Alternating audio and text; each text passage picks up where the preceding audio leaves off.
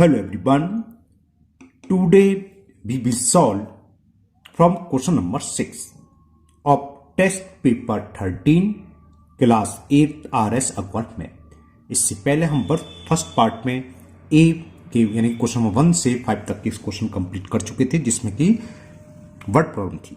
B और सी आज करेंगे, सो ये टेस्ट पेपर कंप्लीट हो जाएगा। बी मल्टीपल चॉइस क्वेश्चन है और सी में फिल इन द ब्लैंक्स है ना। तो question 6 and the question 6 is the rates of working of two taps A and B are in the ratio 2:3। ठीक है ना। तो the ratio of the time taking by A and B respectively to fill a given system। देखो जो working rate है उसका reciprocal कर दो, यानी 2:3 है तो फिल टाइम क्या होगा 3:2। तो आंसर हो जाएगा बी। कैसे हुआ वो मैं आपको समझा देता हूं। चलिए क्वेश्चन 6। लेकिन जब एग्जाम में अगर एमसीक्यू है, आप डायरेक्ट जो भी रेट दे रखा हो उसका रिवर्स कर दीजिए, उतना टाइम फिल होने में लगेगा। देखो A:B का हमें रेट दे रखा है, रेट ऑफ वर्किंग 2:3। इसका मतलब क्या है, रेट का मतलब पर आवर। मान लो अब हमें जब कांस्टेंट होता है, जब रेशियो में कोई आइडेंटिटी दे रखी हो, कोई आर्टिकल्स दे रखा हो, कुछ भी चीज दे रखी हो, तो हम इसको वही मान लेते हैं और एक दोनों में सेम वेरिएबल लगा देते हैं। तो मैंने मान लिया ए की रेट ऑफ वर्किंग है 2x, x वेरिएबल ले लिया, और v की है 3x। रेट का मतलब पर मिनट पर आवर है ना। तो मैंने पर आवर में 2x टंकी भर देता है a और b भर देता है 3x। 2x पर आर में भर रहा है 2x टंकी। अब इसको देखो बेसिकली कि 2x फिल होती है 1 आवर में, तो पूरी टंकी फुल पर यानी कि 1 टंकी माने तो वो होगी 1/2x आर में। तो ये तो A द्वारा टाइम लग गया पूरी टंकी को भरने में। इसी तरह B का क्या हो जाएगा 1/3x हो जाएगा ना। तो हमें यही टाइम का रेशो फाइंड करना था A:B। तो क्या हो गया 1/2x इज टू 1/3x। अब रेशियो को सिंपल में कन्वर्ट कर लो। क्या करते हैं 2x 3x का एलसीएम 6x आ गया, तो 6x का हम क्या करेंगे ईच टर्म में मल्टीपल कर दें। तो देखो x से x कैंसिल, x से x कैंसिल, 2 से ये 3 बार कैंसिल, 3 से ये 2 बार कैंसिल, तो 3:2 आ गया। तो कितना टाइम लगेगा A और B वाटर टैप द्वारा फुल टैंक को भरने में, सिस्टम को फिल करने में जो टाइम लगेगा उसका रेशियो कितना हो गया 3:2, जो कि हमें ऑप्शन बी में गिवन है। तो option B is the correct option of question number 6। Okay, now question number 7 and the question 7 is A can finish a piece of work in 12 hours while B can finish it in 15 hours। A किसी work को 12 hours में complete कर सकता है, जबकि B उसी work को 15 hours में कंप्लीट करता है। How long will both take to finish it working to कहता है। अगर दोनों एक साथ करें तो कितने आवर में ये दोनों कंप्लीट कर लेंगे। चलिए करते हैं। तो देखो एज 1 आवर निकालने वर्क, एज 1 आवर वर्क, ए का 1 घंटे का काम कितना होगा, पूरा वर्क वो फिनिश कर रहा है 12 आवर्स में, तो 1 आवर्स में करेगा 1/12 आवर है ना, इतना वर्क करेगा। इसी तरह 20 का निकाल लो, बी 1 घंटे में 1 आवर में कितना वर्क करेगा, पूरा वर्क कर रहा है वो 15 आवर्स में, तो 1 आवर्स में क्या होगा 1/50। तो दोनों मिलकर अगर करें तो इन दोनों का 1 आवर्स वर्क कितना हो जाएगा, दोनों को हम ऐड कर दें। 60 एलसीएम आ गया, 12 5 जा 15 4 जा, तो ये हो गया 9/60 आवर्स। सॉरी, इतने वर्क A और B दोनों मिलकर 1 आवर में करेंगे 9/60 वर्क। तो आप समझ गए, दोनों मिलकर कुल वर्क कितने करेंगे, इसका रेसिप्रोकल कर देते हैं, दोनों मिलकर उस वर्क को करेंगे 60/9 आवर्स में।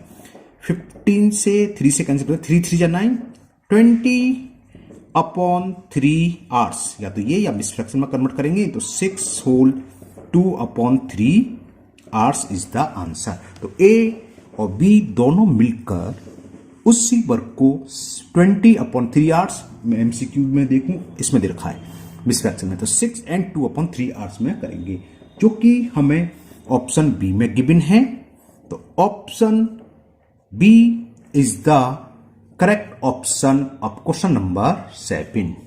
Okay, now next question number 8, and question 8 is question 8. A can do a piece of work in 14 days. तो 1 डेज का वर्क कितना हो गया 1/40 समझ में आ गया.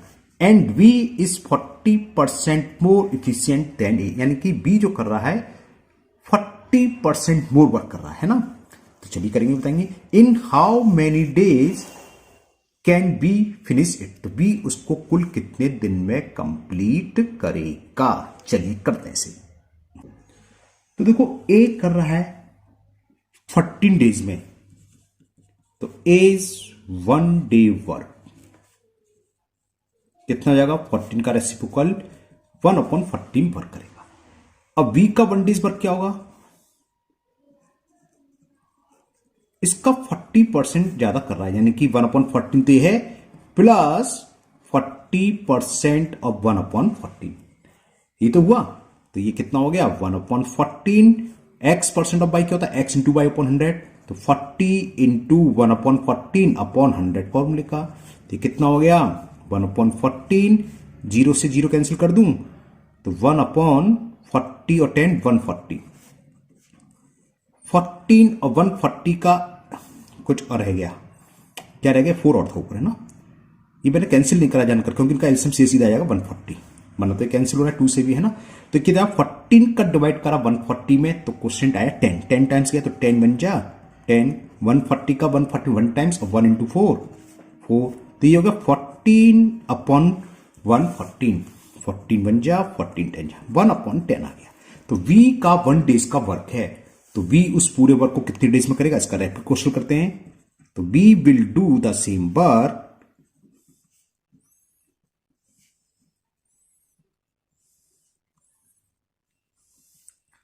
इन 10 आवर्स. तो आंसर देखते हैं 10 आवर्स किस ऑप्शन में गिवन है. क्वेश्चन नंबर 8 का ए ऑप्शन में ही गिवन है 10 आवर्स. तो option A is the correct option of question number 8. Now next question number 9, and question 9 is a pump can fill a cistern in 2 hours due to leak in the tank. It take 2 and 1/3 hours to fill it. The leak can empty the full tank.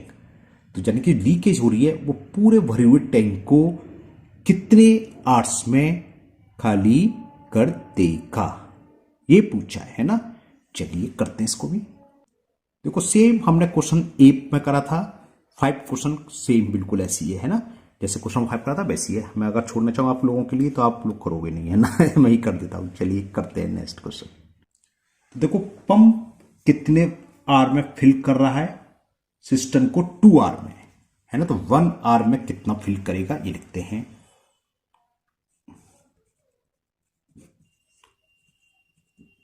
Pump will fill the system, और आपका MCQ है, ज्यादा कोई जरूरत नहीं है, इन 1 our. तो 2 our में फिल करा है, तो 1 आवर में होगा 1/2 पार्ट जानते हो. अब ड्यू टू लीकेज टैंक पूरा भर रहा है 2 and 1/3. 2 whole 1/3 का मतलब क्या हो गया 3 2 या 6 और 1 7/3. लीक के कारण अब जो टैंक पहले 2 घंटे में फिल हो रहा था उसमें लीकेज हो गया, तो अब हो रहा है 2 से ज्यादा टाइम लगेगा लीक हो रहा है, तो 7/3 आवर्स लग रहे हैं. तो ड्यू टू लीकेज है ना. अब क्या होगा 1 आवर में कितना भरेगा, इसका रेसिप्रोकल समझ गए. तो due to leak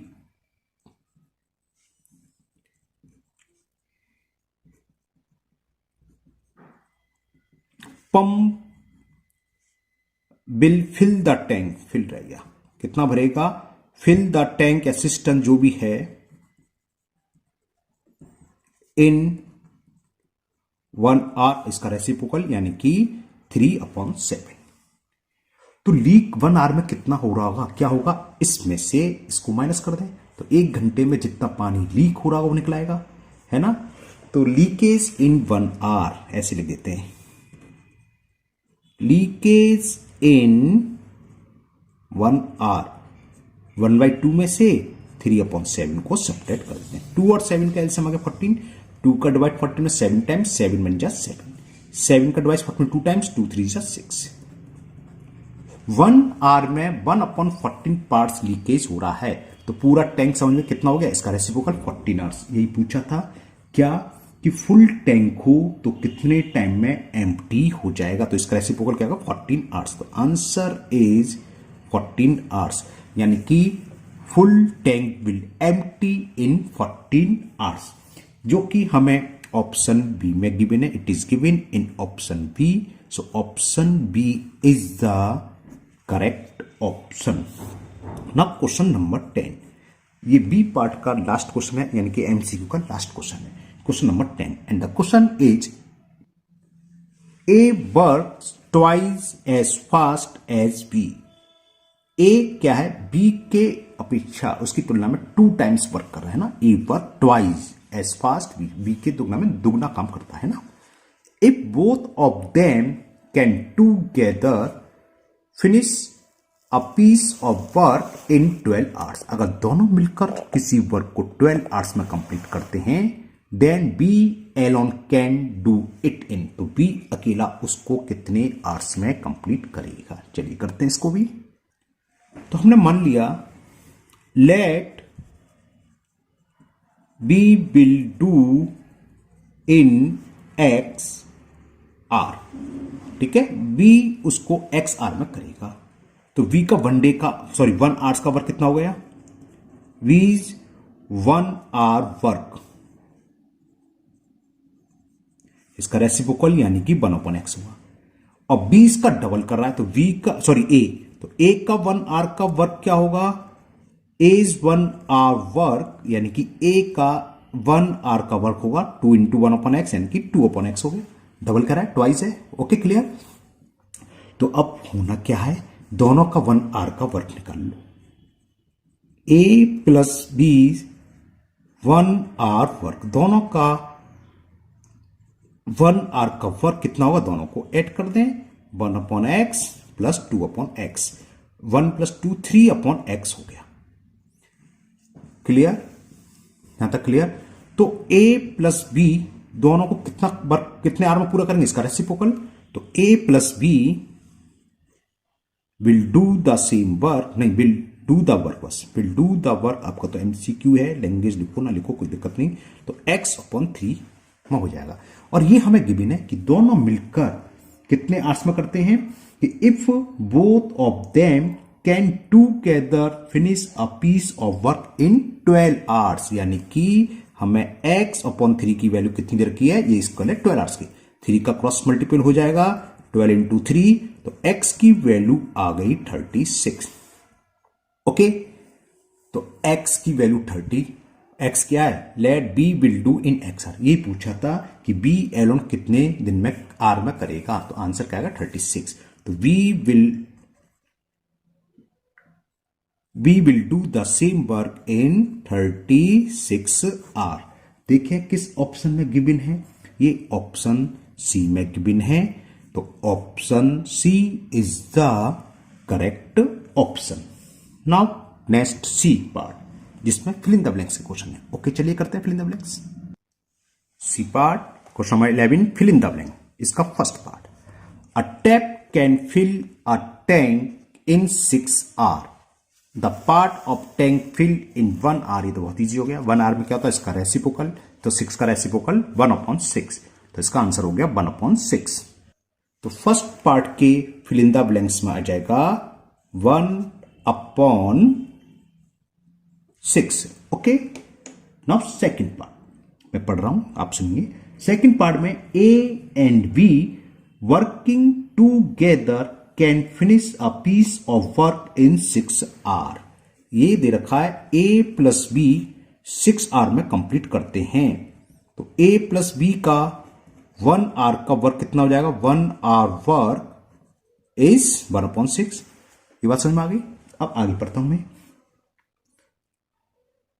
While a alone can do it in 9 hours, तो a का 1 आवर का वर्क कितना होगा, ए एलोन अकेला उस वर्क को 9 आवर्स में करता है, तो अकेला 1 आवर्स में कितना करेगा 1/9, दोनों मिलकर 1 आवर में कर रहे हैं 1/6, ए अकेला कर रहा है 1/9 पर 1 आवर में। अगर मैं इसमें से इसको घटा दूं, यानी कि ए प्लस बी के 1 आवर्स में से मैंने ए के 1 आवर्स के वर्क को रिमूव कर दिया, हटा दिया, तो क्या बचेगा बी का 1 आवर्स का वर्क, तो 20 का निकाल लो, 20 1 आवर वर्क कैसे निकलेगा, दोनों के 1 आवर के वर्क में से ए के 1 आवर के वर्क को सब्ट्रैक्ट करते हैं। 6 और 9 का एलसीएम होता है 80, 6 का डिवाइड 18 में करा, 6 3 जा 18, 3 1 जा 3, माइनस 9 का डिवाइड 80 में 2 टाइम्स और 2 1 जा 2, तो ये कितना हो गया 1/80। ये है बी का 1 आवर्स वर्क। तो समझ गए बी एलोन अकेला उस वर्क को पूरा करने में कितना टाइम लेगा, इसका रेसिप्रोकल, तो आंसर इज 18 आवर्स। तो फिल इन द ब्लैंक्स में आप 18 आवर्स इसका आंसर आएगा। ओके, ये जरूरी नहीं है कि आप सॉल्यूशन शो करें, आप कहीं भी लिख सकते हैं, फिल इन द ब्लैंक्स जानते हो, बस आपको फिल इन द ब्लैंक्स के प्लेस पर 18 लिख देना है। Now third part, and the third part is a can do a work in 16 hours and V alone can do it 24 hours। तो समझिए A का 1 आवर्स का वर्क होगा 1/16 और B का 1 आवर्स का होगा 1/24।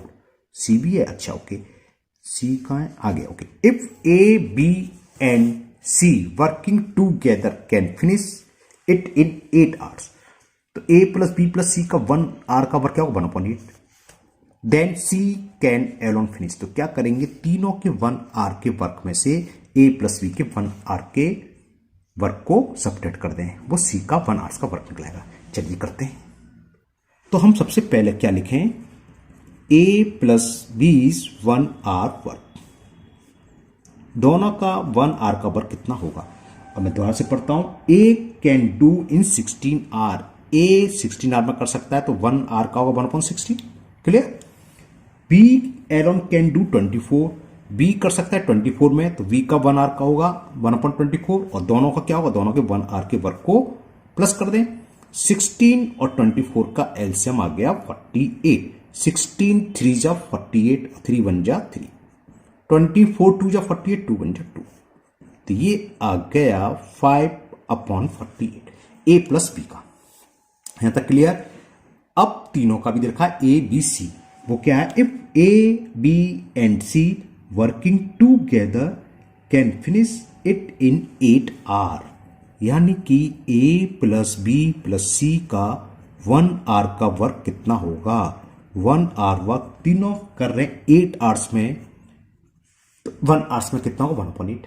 अब आपको समझ में आ गया ए बी सी का 1 आवर्स का वर्क कितना है, इसमें से ए प्लस बी का 5/48, तो 1/8 में से 5/48 माइनस कर दे, यानी कि ए प्लस बी का माइनस हो गया, तो क्या बचेगा सी का 1 आवर का वर्क, तो C is 1 hour work, C is 1 hour work, C का 1 घंटे का वर्क कितना होगा 1/8 माइनस 5/48, 8 और 48 का एलसीएम 48, 8 का डिवाइड 48 में करो, 8 6 जा 48, 6 टाइम गया, 6 1 जा 6, 48 का डिवाइड 41 टाइम्स और 1 5 जा 5 ही रहेगा, 6 में से 5 गया 1/48, क्लियर। सी का 1 आवर्स का वर्क है, तो पूरा वर्क इसका रेसिप्रोकल, तो कितना आंसर आ गया फिल इन द ब्लैंक्स में 48 आवर्स।